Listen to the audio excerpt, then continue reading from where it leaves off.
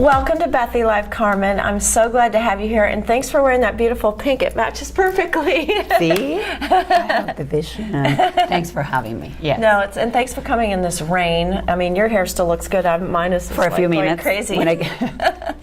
So tell everyone where you grew up and how you got to Houston. Yeah, I was born and raised in Venezuela, and I came to the United States when I was 23 years old to finish school. And I spent 1 year in North Carolina, and then I finished my degree in Tennessee, East Tennessee State University. And after that, in '91, moved to Houston, and I went straight to work for Telemundo as a reporter. And within a few months, I was in the anchor chair. So how long were you an anchor at Telemundo? That's really exciting. Yes, well, I was with Telemundo until '94, '95. But before that, when I was in Venezuela, I had my own morning talk show.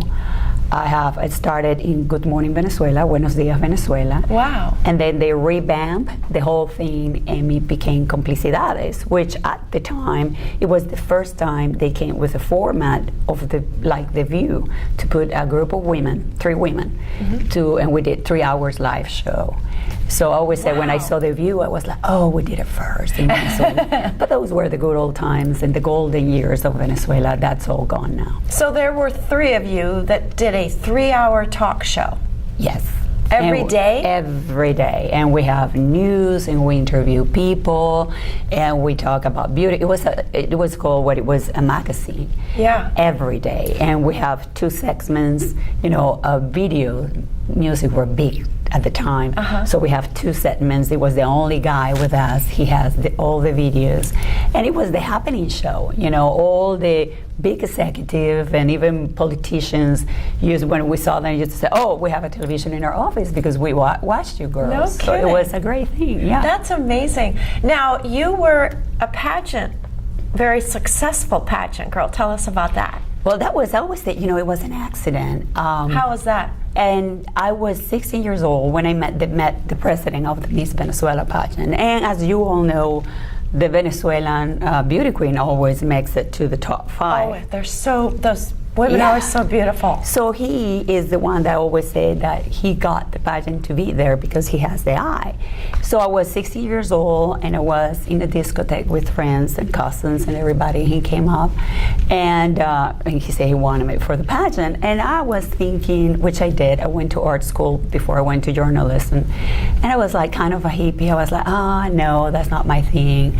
I didn't think I was that pretty anyway.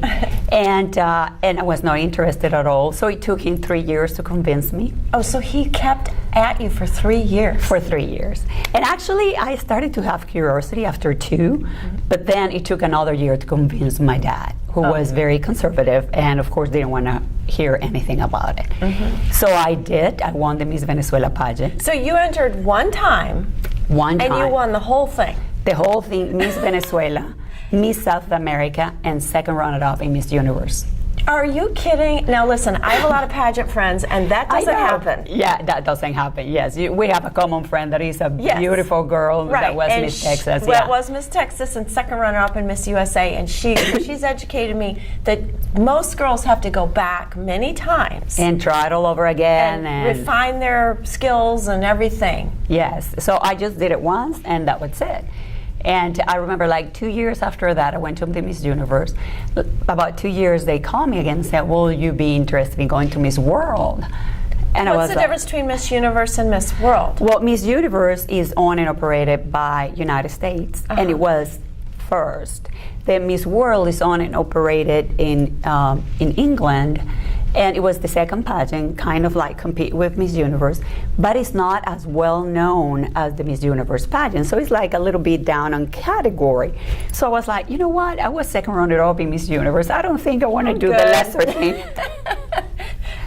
That is so amazing. That's just, so what did that lead to you being on Telemundo or? Oh, Venevisión. That helped me. I was in art school at the time, and I have, I'm a wizard. I love to talk, and I talk and with everybody. So whenever they interview me, they were like, okay, she have a way with words. Right. So they started inviting me to Good Morning Venezuela, Buenos Dias Venezuela, to fill in for the anchor. And filling in was that one morning they called me and said, she just quit. So you're in. And Oh my God. Once again, like that 20. happens to no one. Yeah, I was like 20 years old. I was like, oh my God. Well, thank you. But the show it was for many years on the air, and it was coming down in ratings. And I told my boss and the producer, and I said, listen, I know this show is not doing well, and I don't want to start my career in television like this, because I decided at that point I was switching to journalism and everything. And they said, we promise you, we are changing the whole format, and you're first. And that's when they changed to the 3 women type format. Gotcha. So now in Houston, you're in the real estate business. Nowadays, that's what I'm doing. Yes, I have, my life is ever changing. And now I'm into real estate and also insurance. And, as you know, I was around for Congress. Yeah, so tell us about that. I was going to say you're also into politics, so tell us about that. I'm a Republican, a conservative, and I've always been. I'm a capitalist, and especially after you all know what happened with Venezuela. It was a rich country. It was the most developed country in the world compared from Latin America compared to the United States, and communism took over, and people are starving. And like a little while ago, we have family groups, and my family were saying they don't have electricity, and they were checking among each other in the chat, do you have electricity? So it's all around. Like a couple of hours ago, Venezuela, the whole country didn't have electricity. Oh, wow. So I seen firsthand what can happen when we go to the left. And I've becoming, always been, since I came here, I came to college, I learned the history of the United States. So I know very well the Republican Party, what it stands for. And then seeing all this happening, see how we were going more and more towards the left, and I decided to become proactive, because I always say I lost the country. I don't want to lose another one. This is my country. I'm a U.S. citizen. My children were born here, and this is the best country in the whole world. We lose this country, we lose the world. We're definitely the best country in the world. So you ran for Congress? Yes. U.S. Congress or? U.S. Congress, yes, federal. Well, keep it up. Yes, and I made it to the runoff. I remember that, Yeah, and I lost by 83 votes. Can you believe that? And to ballot by mail, because the day of election, I won 66% of the votes, and early voting, I won 61% of the votes. So I will definitely do it again. You should definitely do that. Yeah. That's just like being of course, pageant girl, you didn't have to do it twice, but I think running for office, you need to keep at it. Well, I learned a lot. Yeah. I now know what I need before just jumping again into the race. Everything that I need to have set up to have a successful run. This just happened. Gene Green announced he was retiring in November. Yes, you don't have a lot of notice. And we didn't have, and they came to me and was like, the district is a highly, Latino district. I always worked there, not only when I was working in Telemundo, I developed a business there, and I was like, okay. And that was decided by the end of November. I signed in December 11th, and we were on the run. Yeah. So you obviously probably don't have much downtime because you're so busy and you have children. What do you do kind of for fun? Well, to relax? Listen, I'm very, I do exercise a lot. It's part of my life, and I always say that I've been able, after 34 years of the pageant, to keep my weight and keep tone. Yeah. So I do yoga, it's spinning, I run. My favorite thing to do at the end of the day, whenever I can, to relax, is just take a run. I go to Memorial Park and just one lap. Wow. And, no wonder you stay trim. Yeah. You run to relax. But it's to relax, and that's what I do. And it's definitely spending time with my children is, number one in the list, because they're a lot of fun. You have children. Oh, it's the best. It's the best. So what's the best piece of advice you've ever been given? Be yourself. And even though it sounds, but really being yourself and not being, I think the most important thing is not being afraid of being yourself. Yeah.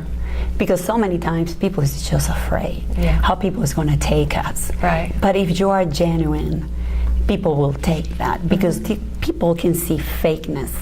But when you're genuine and you're yourself, people gets it.